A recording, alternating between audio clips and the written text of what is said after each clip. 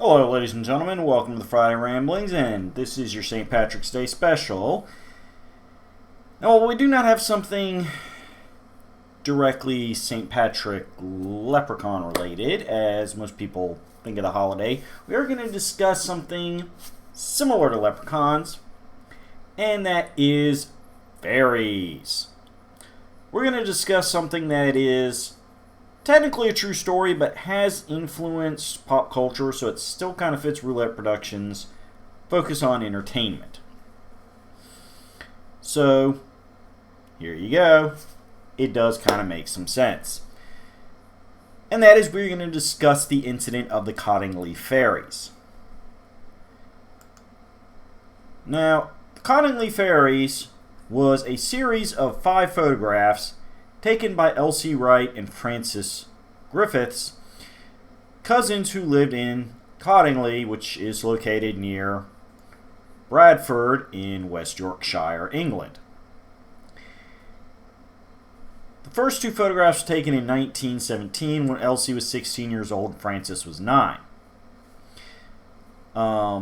Subsequently, 3 more pictures were taken, and they came to prominence after the photographs showed up in some public forums and were then embraced by various scientists and noted writer Sir Arthur Conan Doyle, who himself was a spiritualist, bringing attention nationally to these odd little photographs showing girls frolicking with various fairies. But what happened to it? It's been over 100 years. What's the dealio? Well, let's discuss, as we enjoy this holiday that, for some of us, makes us think of wee folk. For others, it is a good proper Catholic holiday. But it's all good. In mid-1917, 2 cousins were visiting each other in the village of Cottingley. 2 girls often played together beside the beck, which is kind of like a small ravine creek type area nearby the home, which kind of upset the 2 mothers because the girls would frequently come back with wet feet and clothes playing in the water. The 2 girls claimed that they only went to the beck to see the fairies. And to prove that they were not fibbing to their mothers, Elsie borrowed her father's camera, which for reference was a Midge quarter-plate style camera. The girls returned about half an hour later with what appeared to be pictures of fairies. Now, Elsie's father was an amateur photographer, set up his own darkroom, and developed the photographs himself. The first photograph showing the younger cousin Frances behind a bush in the foreground on which 4 fairies appeared to be dancing. Helps when I say one word at a time. Suspecting that this was not legitimate due to Elsie's artistic leanings and the fact that she had worked in her father's photographic studio with her and thus would know a little bit of a thing or two on how to set up hoax photographs, whether she had ill intent or not, the father was not impressed. 2 months later, the girls borrowed the camera again, returning with a photograph of Elsie sitting on the lawn, holding out her hand to a 1-foot-tall gnome. The father, still convinced the girls had been playing pranks and were potentially messing with the camera itself in order to produce the photographs, refused to let them borrow his photographic equipment even further. However, Elsie's mother was now a believer. Towards the end of 1918, this would be Thus, about a year and a half later, Francis sent a letter to a friend in Cape Town, South Africa, by the name of Johanna Parvin, enclosing the photograph of herself with the fairies. On the back, she wrote, "It is funny. I never used to see them in Africa. It must be too hot for them there." Photographs became public in mid-1919 after Elsie's mother attended a meeting of the Theosophical Society in Bradford. The lecture that evening was on fairy life, and at the end of the meeting, Polly Wright, the mother, showed the two fairy photographs taken by her daughter and niece to the speaker.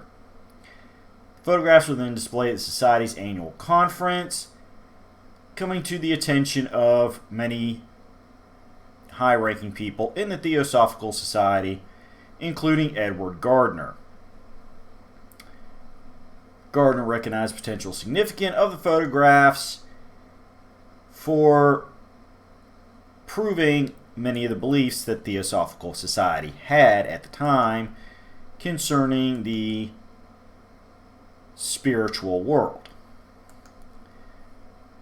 Gardner sent the prints along with the original glass plate negatives to a photography expert known as Harold Snelling.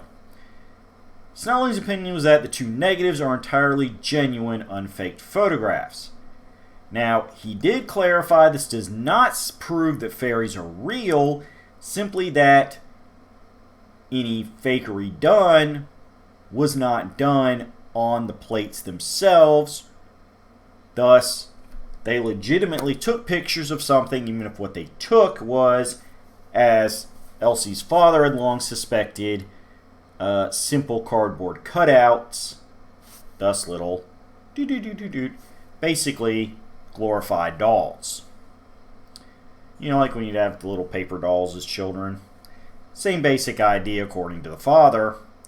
But that is the key here, is that the negatives themselves were not faked. Thus, his initial suspicion that the camera itself or the plates had been doctored with was not occurring. Thus, the girls' potential malevolence behind their pranking was minimal, as they were not interfering with what back then would have been expensive equipment.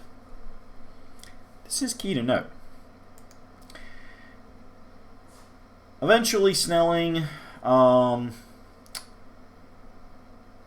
Gardner used the photographs and negatives in illustrated lectures around the UK. This brought the attention of spiritualist and prominent author Sir Arthur Conan Doyle. Doyle had been commissioned by the Strand magazine to write an article on fairies for their Christmas issue, and thought the fairy photographs were perfectly timed and thus too perfect to be simple coincidence. Doyle contacted Gardner in 1920, so we're now going on 3 years from the initial photograph being taken, to determine the background of the photographs and wrote to Elsie and her father to request permission to use the prints in his article. This finally caused Father Arthur to be impressed and gave us permission for publication, but he refused payment on the grounds that if genuine, the images should not be soiled by money. Gardner and Doyle then sought a second expert opinion from the photographic company Kodak. Several of the company's technicians examined the enhanced prints, and although they agreed with Snelling that pictures showed no signs of being faked, they concluded that this could not be taken as conclusive evidence that they were authentic photographs of fairies. Kodak declined to issue a certificate of authenticity on this point because, again, all they could certify is that the negatives weren't altered. They could not certify that the photograph showed proof of actual supernatural beings. Just that they photographed what was in front of them, whether what there was in front of them was legit or not. Gardner accused Kodak technicians of not examining the photographs entirely objectively, observing that one had commented, "After all, as fairies couldn't be true, the photographs must have been faked somehow." The prints were thus examined by another photographic company called Ilford, who reported unequivocally that there was, quote, "some evidence of faking." Gardner and Doyle, being the optimistic sort, decided to interpret the results of the 3 expert evaluations as 2 in favor and 1 against. So we can right here see that the PR media campaigning is taking some liberties with the interpretations of the scientific results. But still, there is hope. Doyle showed the photographs of the physicist and pioneering physical researcher Sir Oliver Lodge, himself quite a famous man in his own right, who believed photographs to be faked. He suggested a troupe of dancers and masqueraded as fairies, and expressed doubt as to their distinctly Parisian hairstyles. Ultimately, the first 2 photographs were sold to Dominic Winter auctioneers, and the prints were expected to bring £700 to £1,000 each. As it turned out, the photograph of the solo gnome sold for $5,400, while Alice and the Fairies sold for a hammer price of $15,000. Note again that this title is simply a title of the photographs. Obviously, the persons involved were Elise and Francis. But, artistic licensing with the titling. In 1920, Gardner went to go meet the right family, although by this point, Frances was living with her parents in Scarborough. But Elsie's father told Gardner he'd been so certain the photographs were fake that while the girls were away, he searched their bedroom and the area around the stream, looking for scraps of pictures or cutout, but could find nothing incriminating. Interesting. Gardner believed the Wright family to be honest and respectable, and to place the matter of the photography's authenticity beyond doubt, he returned to Cottingley at the end of July with 2 Butcher & Sons Cameo folding plate cameras and 24 secretly marked photographic plates. Frances was invited to stay with the Wright family during the school summer holiday so that she and Elise could take more pictures of the family, or the fairies. Staying with the family for the fairies. Gardner described his briefing in the 1945 book Fairies, A Book of Real Fairies.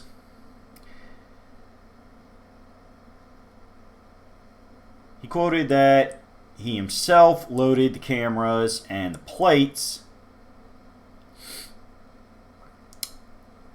and to go up to the Glen only on days where the weather was perfectly nice, which makes sense. You don't want too much rain and mist causing things on photographs. This is something even in modern digital photography you can have an issue with.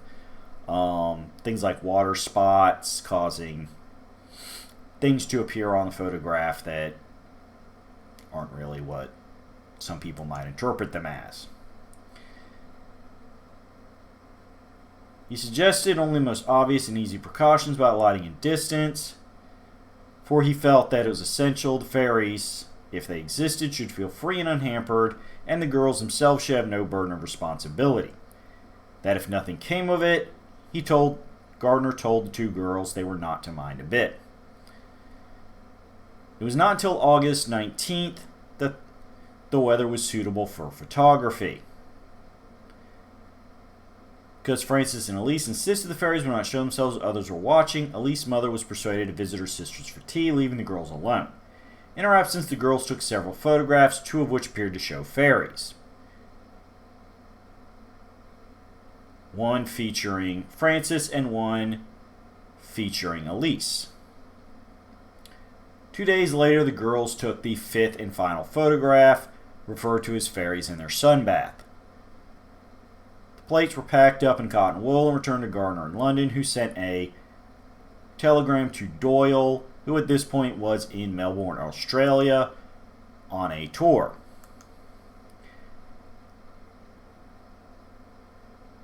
Ultimately, Doyle would help get the all set of 5 photographs published in magazines. protecting the girls' anonymities by calling them Alice and Iris, respectively, in the right family, referred to as the Carpenters. However, early press coverage was mixed, generally a combination of embarrassment and puzzlement. The historical novelist and poet Maurice Hewlett published a series of articles in which he concluded, knowing children and knowing that Sir Arthur Conan Doyle has legs, I decided that the Miss Carpenters have pulled one of them. The Sydney newspaper Truth expressed a similar view, and however, various public figures were more sympathetic, such as Margaret Macmillan, an educational and social reformer, and the novelist Henry de Vere Staspol, decided to take the fairy photographs and the girls at face value. Ultimately, keen photographer and pioneer in medical X-ray treatments, Major John Hall Edwards, gave some of the most vigorous criticism, quoting that, on the evidence, I have no hesitation in saying these photographs could have been faked. I criticize the attitude of those who declare there is something supernatural in the circumstances attending to taking these pictures because, as a medical man, I believe that the inculcation of such absurd ideas in the minds of children will result in later life in manifestations and nervous disorder and mental disturbances. Ultimately, Gardner would make one last visit in 1921, bringing the occultist Geoffrey Hodson with him. And the girls did not claim to see any fairies and were able to produce no more photographs. However, Hodson himself claimed to have seen fairies everywhere and wrote many notes on his observations. By this point, again, it has been 4 years since the initial photographs had taken, and Francis and Elise admitted that they had become kind of bored of the entire business and the focus on what they had done, feeling that they were ready to move on with different things. Note, the older one, Elise, was 16 when this started, which means 4 years later, she's now 20. She's at the age she is looking towards adulthood. And Elise would herself now be in her teens. Thus, without any new photographs, public interest did subside after 1921. Eventually, after growing up, marrying, different husbands, and living abroad for years, Elise herself was the first to admit that fairies might have been, quote, figments of my imagination, but left open the possibility she had somehow managed to photograph her inner thoughts. This initially stirred up new interest in the media. However, nothing new was found at this point by reinvestigating the photographs. Finally, in 1976, when interviewed once again, both women agreed that, quote, a rational person doesn't see fairies, but they denied having fabricated the photographs. 2 years later, magician and scientific skeptic James Randi and his Committee for the Scientific Investigation of Claims of the Paranormal examined the photographs using a, quote, computer enhancement process, concluding the photographs were fakes and that strings could be seen supporting the fairies. This was further corroborated in 1982 by Geoffrey Crawley, editor of the British Journal of Photography. Thus, we find ourselves in the 80s, almost 70 years after the photographs were taken. In 1983, the cousins admitted in an article published in the magazine The Unexplained the photographs had been faked, although both maintained they had really seen fairies. Elise had copied illustrations of dancing girls from a popular children's book of the time and drew wings on them. They said they then cut out the cardboard figures and supported them with hat pins, disposing of their props once the photograph had been taken. But the cousins ultimately disagreed about the fifth and final photograph taken in 1921. Elise maintaining it was a fake, but Frances insisted it was genuine.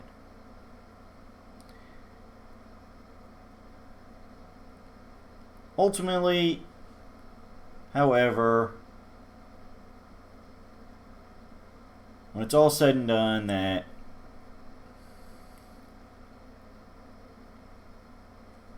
we're not really sure. I mean, pretty much everybody agrees that there was some level of fakery, but by the time the girls admitted this again, they were in their 60s and 70s, respectfully. They had not wanted to be known as the Fairy Girls for decades, so there really wasn't much reason for them to perpetuate this, knowing that if they finally broke down and admitted they were faked, they could be done with all this and ultimately move on with their lives. Frances herself died in 1986 and Elise in 1988. Prints of the photographs of the fairies, along with a few other items relating to this, were sold at auction in London for £21,620 in 1998. That same year, Geoffrey Crawley sold his Cottingley Fairy material to the National Museum of Film, Photography and Television in Bradford, now known as the National Science and Media Museum, where it is on display.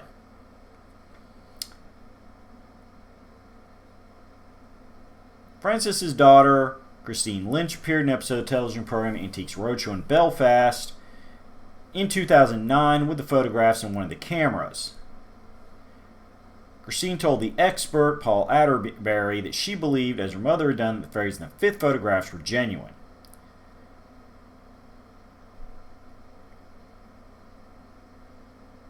This ultimately is a thing.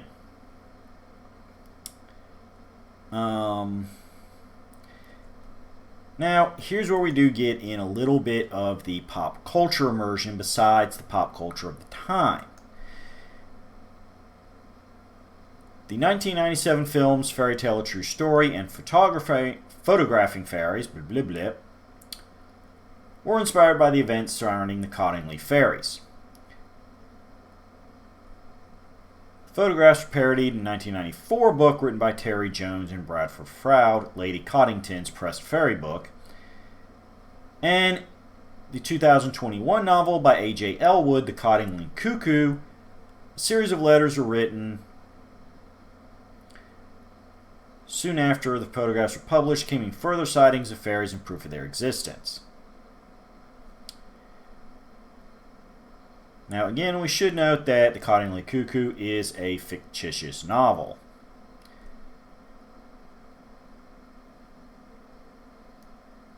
This is kind of a thing.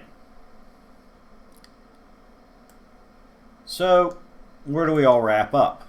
Well, whether real or not, the fact is that at a point in time when many people in the country were trying to achieve a greater sense of spirituality and just as many a sense of rationality, the fairy photographs divided England. And even decades later, people were fascinated by the photographs because, as some of the critics put it, even if it weren't real, the photographs themselves were very well taken, especially giving the amateur status of the girls as young photographers. So artistically, they are highly fascinating photographs. For those people who do want to believe in the world of fairies, they are often held up, no matter what the girls confessed as senior citizens, to be some of the best evidence of fairies, at least in certain parts of England, that has ever been submitted to the world. So, it's up to yourself to decide where you stand on the Cottingley Fairy debate. But the fact is, these photos, thanks to the internet, are easy for anybody to see. And as such, probably never stray that far from pop culture. There's nothing stopping anybody else from using this story as a basis for their own fiction, or even doing documentaries reinvestigating the case. Still, I hope you've all had a wonderful St. Patrick's Day and this brief peek into one of the most infamous true stories that inspired some fiction, as well as people who wrote other kind of fictions, like the beloved Sir Arthur Conan Doyle, to believe in we people. I'll see y'all in 7 for another rambling.